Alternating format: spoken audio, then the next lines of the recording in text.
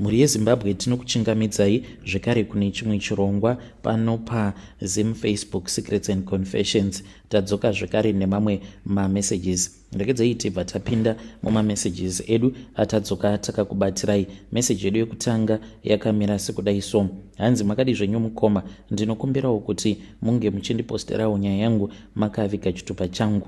Ininiwo ndakasungisa cousin brother yangu mushure mekunge auya kuno kuSouth Africa, saka ndichimusungisa ndainge ndichida kungomuwachisa, but handina kunge ndakaziva kuti cousin brother yangu iye ainge achazourawa kujeri. Izvi zvakaitika last year mukomanashi. So at that time ndichizosungisa cousin brother yangu ndainge ndichida kungomuitira kahutsinye, because akakurawo ari munhu ainge achitishungurudza, ende zvainge zvisiri nyore kuti each and every day wairangaridzwa kuti vabereki vako vakafa vasina kana chavainge vambori nacho. Apa chaindirwadza, sezvo ndainge ndiri mukuru, ndaitozviziva kutoti mushure mekunge baba vashayika, bamukuru baba vecousin brother yangu ivo vainge vakatengesa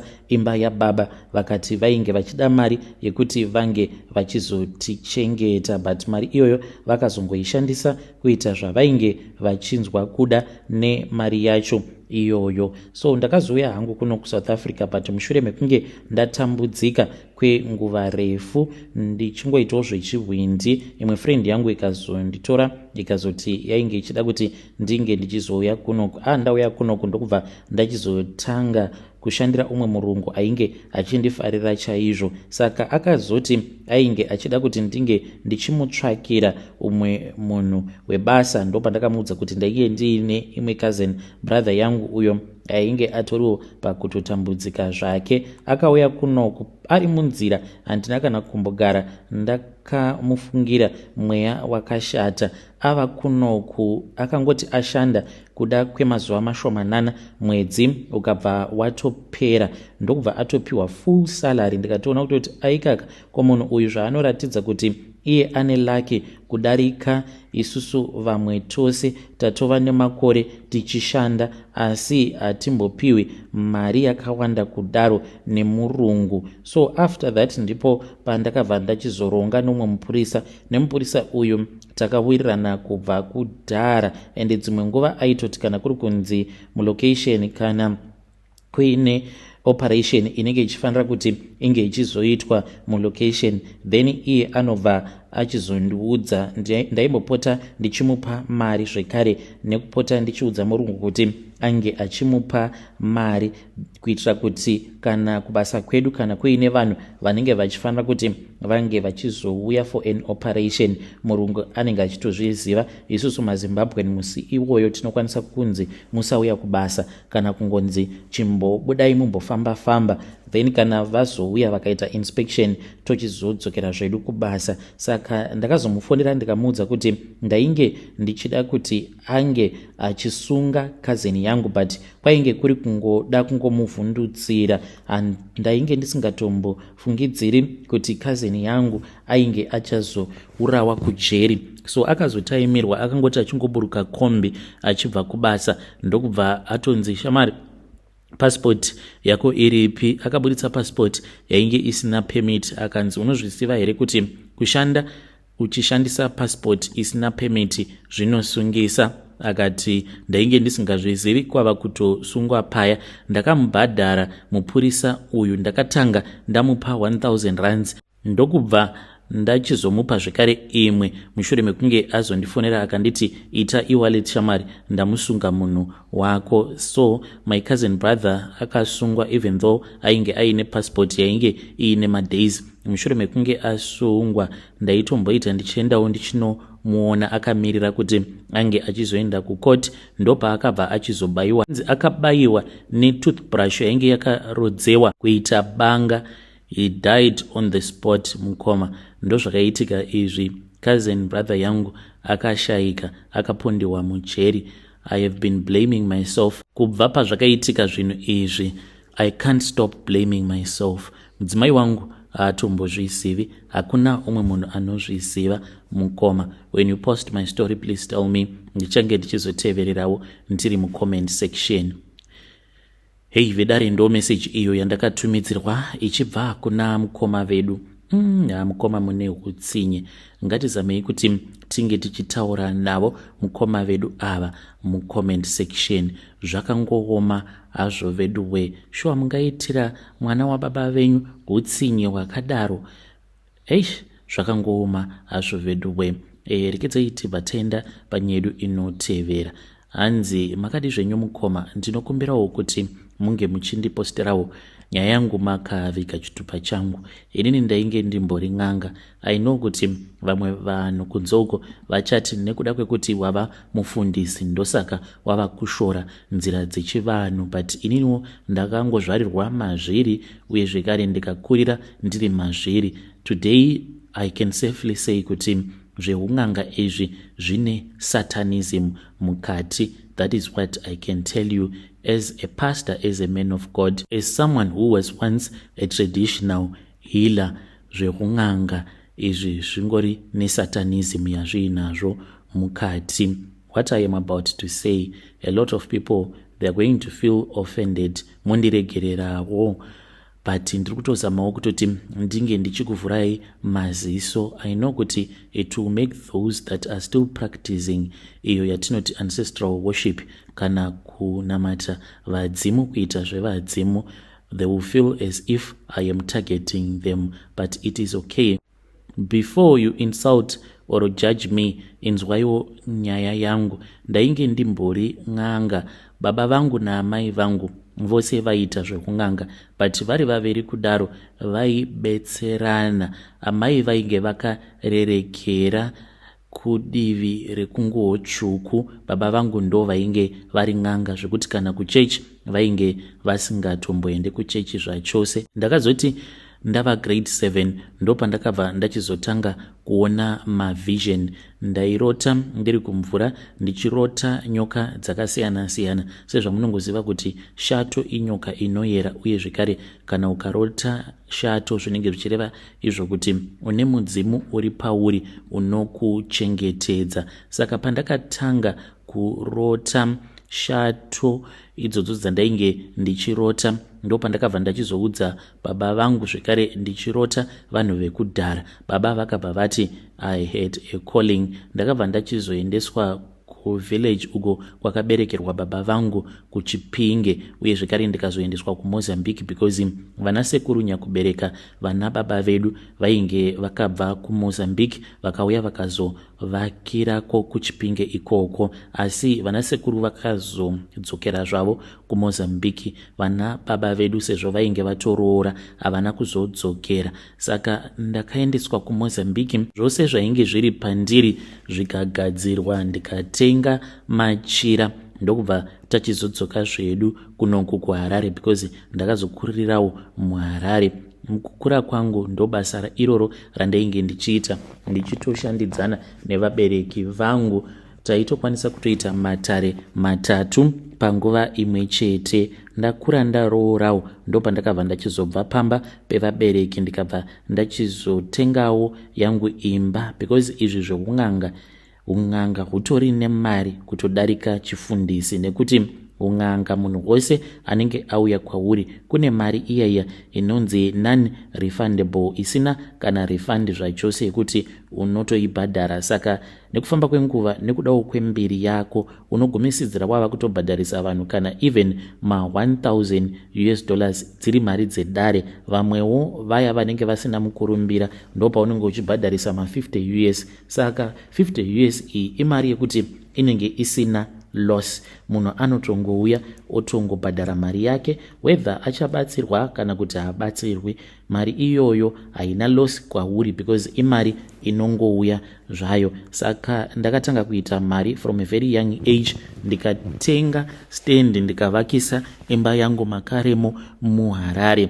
Then ndokubva ndachizoenderera mberi ndichiita mabasa angu. Pandakatanga kuona kuti zvinhu izvi zvine sort of like satanism mukati, pane pamwe pandakabetsera umwe mukadzi when I noticed kuti this is just spiritual slavery, because behind each and every ritual unotofanira kutoti unge uchizoita marituals ekudeura ropa, zvisinei nekuti wadeura ropa remunhu here, ropa rehuku here, rembudzi kana kuti mombe, but it is a blood sacrifice. And kana ukaona uchiita mablood sacrifice, ziva kuti zvinhu zvauri kutoita zvatova nesatanism mukati, nekuti mablood sacrifices akaperera pamuchinjikwa. After that there is no more blood sacrifice that is required ever again. Saka kana ukangoona panenge pachiitwa a blood sacrifice, tiza neupenyu hwako, nekuti itori satanism,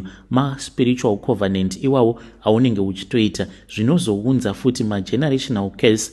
Toti wauya kwandiri ipapo pandainge ndichiri kuita zvoun'anga, wouya kwandiri wobva wati sekuru ndikuda kuti munge muchindibatsira ndikwanise kuwana basa. Iwewe ipapo unenge uchizvifungirawo pachezvako kuti kana ndikawana basa mwiri yangu ichararama. Ko vana vachazozvarwa nevana vako unombovafungira here kuti kana ndikakuti alright chitenga huku, kana watenga huku touraya huku iyoyo, ropa iroro ratinenge tadeura, ropa iroro rinozounza mamwe magenerational curses awo anozotanga kutambudza vana kana vevana vako, kana kutotangira pavana vako, zvekuti iwewe unokwanisa kuzofa, zvimwe kuda watengawo imba, watenga motikari, but uchingonofa zvinhu zvezveupfumi hwose huya hwaunenge uinahwo unosvika pakuparara, sezvo zvinenge zviri zvinhu zveropa, because tinenge takatoita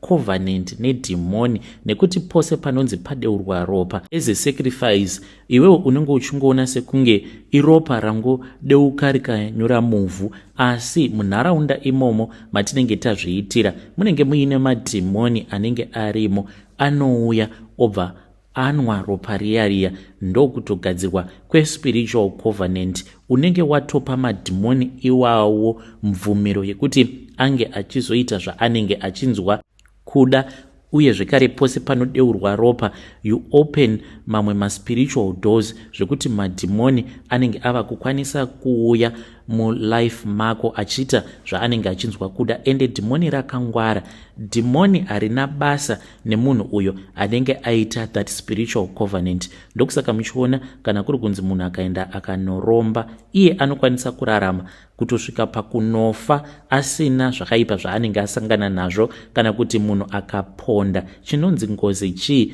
Ngozi idhimoni rinowana mukana wekukwanisa kuataka a certain bloodline, nekuda kwekuti panenge paine ropa rinenge rakadeurwa. Saka kana mukada kuzvinotisa, chinoitika ndechekuti uya anenge akauraya anosvika pakufa iye asina maproblems aanenge akasangana nawo, asi avo vanozosara vachirarama ndo vanotanga kusangana nemaproblems akasiyana-siyana, kupenga, kurwarirwa nevana, vana vachifa, vanhu vachingoshandira mahara. It is because uya akafa paakaponda munhu, paakadeura ropa, anenge akavhura a spiritual door zvekuti madhimoni anenge akapinda mudzinza rekwenyu, then obva agara akati zii, nekuti dhimoni haridi kunetsa generation iyo inenge ine munhu anenge akadeura ropa, asi madhimoni awa anomirira until the next generation, paya pekuti uya anenge akazviita anenge asisiri mupenyu. Nekuti kana uchiri mupenyu, kana ukangopfugama nemabvi ako ukabvuma ukati Mwari, ini ndakadeura ropa, ndanga ndichikumbirawo kuti mundiregerere pane zvitadzo zvangu zvose, that spiritual door will be open. Yes, you will keep on having that guilty feeling yekuti ndakauraya munhu, but unenge wavhara door riya. Saka madhimoni akangwara, ndokusaka muchiona zvichizonzi ngozi inokwanisa kuzobuda zvimwe kuda after kana 20 years. Generation iya yakapara ngozi inenge yakasofa kudhara. Ngozi zvino yochizotanga kubuda ichida kumanikidzira kuti munge muchiita futi mamwe mablood sacrifices zvekuti munenge mava nemagenerational cases that will follow that family for more than 70 years, nekuti madhimoni iwo pachezvavo anenge achida kuramba achingotevedzera dzinza. Saka anokurudzira vanhu kuti vange vachiita mablood sacrifices. Zvinhu zvandakatanga kunotisa izvi mukubatsira kwandainge ndichiita vanhu, asi zvakatangira pandakabatsira umwe mukadzi uyu ndainge ndisina kukwanisa kuratidzwa kuti iye ainge atori pfambi zvayo chifeve chemubhawa. Saka akauya kwandiri akanyepera mweya wainge ugere pandiri, akati iye ainge achishungurudzwa nemurume wake who was a cheating husband. She wanted her husband back. Ndikamugadzirira mushonga. Saka pandakanomugadzirira mushonga ndakamupa zvekare mushonga wekukuvadzisa magirlfriend emurume wake, ndisingatozivi kuti mushonga wandiri kumupa mushonga wekuti ange achizokuvadzisa munhu asina kana mhosva. Akazodzoka zvekare kwandiri akandibudira pachena akati iye ainge achida mushonga wekuti murume uyo ainge amuroora ange achifuratira vana vake. Akabva achizofuratira zvechokwadi. Mushure mekunge ndamupa mushonga wefuratidzo akaenda akanoushandisa, murume uya ndokubva afuratira vana vake. Saka hama dzemudzimai dzakazounza vana ava pamba pemukadzi uyu mutsva by force. Saka pavana ava painge paine umwe ainge aine 3 years. Mwana uyu akazotourawa nemukadzi uyo wandakabatsira. Zvinova zviri zvinhu zvekuti zvakandirwadza. Kubva ipapo ndo pandakatanga kuverengawo bhaibheri. Ndakatopiwa bhaibheri nemaJehovah's Witness. Mamwe aingopota achidarika nepamba pangu, vairamba vachingodarika chete nepamba pangu daily, even though ndaitopota ndichiva ignore dzimwe nguva, uye zvekare pane dzimwe nguva dzekuti ndaitogara navo pasi ndichiita madebates navo. Asi I think kuti ndiyo mhodzi iyoyo yavaitodyara mumwoyo mangu pashoma nepashoma. Ndikatanga kuzviverengera bhaibheri ndikaona kuti zvose zvandainge ndichiita zvainge zvichitopesana neshoko raMwari. Kudzamara ndichizoita give up, ndakarasa zvose izvo zvandainge ndichishandisa. Kana mhuri yangu yakatondibvunza kuti zvose izvi zvauri kuda kuita une shuwa nazvo here, but ndikati ndava kuda kufuratira nzira dzose idzi dzandainge ndichimbofamba nadzo. Pari zvino ndava kuda kuti ndinge ndichimboita zvekunamata. Kubva pandakatanga kuita zvekunamata ndakangoramba ndichinzwa shungu dzekuti dai ndakwanisa kuendawo kuBible College ndikwanise kuzoitawo mufundisi. And now I am a pastor. Handisi kutsvaga mbiri, kwete. I am someone who does his things not wanting fame. Kune vamwe vangu avo vachiri kuita zvekung'anga, dai mambogara pasi madzisawira mukadzamisa pfungwa dzenyu. Vanhu vanganiko vamakabatsira kuita mhiko dzakaipa, mhiko dzekuparadzira vamwe zviraramo zvavo, mhiko dzekukanganisira vamwe mamarriages avo, mhiko dzekudzingisa vamwe mabasa, kurwarisa vana vevamwe. Kana kuri kunzi unenge wakamboitira umwe munhu mhiko dzakaita saizvozvo, ziva kuti itori satanism iyo yauri kuita. Ndiyo confession yandiinayo. Unokwanisa kunge uchifungidzira kuti zvimwe kuda uri kubatsira vanhu, but unganzi uri kubatsira munhu here kana munhu akauya kwauri achiti iye ane munhu waanenge achida kuti unge uchimukanganisira chiraramo chake? Kwete, zvinhu zvakadaro hazviko. Kana mukaposta mundizivisawo, ndinodawo kuzoverenga macomments evamwe mucomment section. Ung'anga isatanism iri pachena. Yo, vedare ndo message iyo yandakatumidzirwa ichibva kuna mukoma vedu avo. Ngatizamei kuti tinge tichitaura navo mukoma vedu ava mucomment section. Munobvumirana nazvo here? Hanzi ung'anga isatanism iri pachena. Do you agree or you do not agree? Kana kuri kunzi you do not agree, you can come to my inbox with your own side of the story.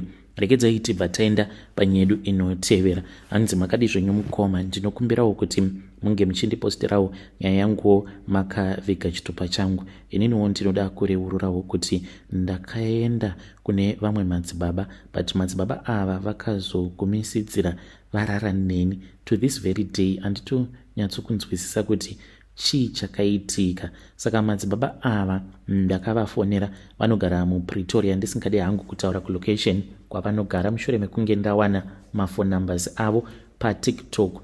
Please be careful nevanhu avo vanoti vanobatsira vamunosangana navo online ari munhu waunenge usingazivi. Atawirirana paya paya ndokubva ndachizoenda ndakangoudza murume wangu kuti ndiri kuenda kuPeace Job. Pane zvandainge ndichida kubetserwa nazvo. Baba vekwangu mafambiro avo ndainge ndava kusanyatsokumanzwisisa zvakanaka. Mushure mekunge ndataura navo madzibaba ava paTikTok, vakanditi aiwa munouya kumba madzimai. Ndakati ndasvika pamba pavo ndakangotanga kungonzwa dzungu. Vakabva vachizondipa mvura yekunwa mushure mekunge ndavaudza kuti ndiri kunzwa dzungu. Saka kwaipisa, vakanditi madzimai pindai mumba. Vainge vaine vamwe vanhu vavainge vachibatsira, zvokuti vamwe vainge vachitosvika pamba pavo vachibetserwa vaisatozviziva kutoti mainge mutori nemunhu mumba. Ndapinda mumba mukomanachi, ndakatanga kunzwa kutsva. Ndakabvisa hembe dzangu ndikarara pamubhedha. Ivo vakaita sekunge vazviziva kuti ndo zvandainge ndaita. Vakabva vapinda mumba vakatongouya vakamira pasaidi nepamubhedha pandainge ndakarara, vakatanga kundibata-bata zvikatondinakidza. Ndakarara navo madzibaba ava pasina kana kumboshandisirana dziviriro. Vakangoti vachingopedza kurara neni ndakatovhunduka ndikati kotaitei mukomanachi, but ipapo ndainge ndichiri ndakabatwa nedzungu. Vakazongondishandira zvavo ndikazodzokera kumba, but zvinondinetsa mukoma mumwoyo mangu kuti chii chakaitika. Ndotodawo kutoti mhuri yeZimbabwe indibatsirewo. Vedare ndo meseji iyo yandakatumidzirwa ichibva kuna vanzvadzi vedu avo.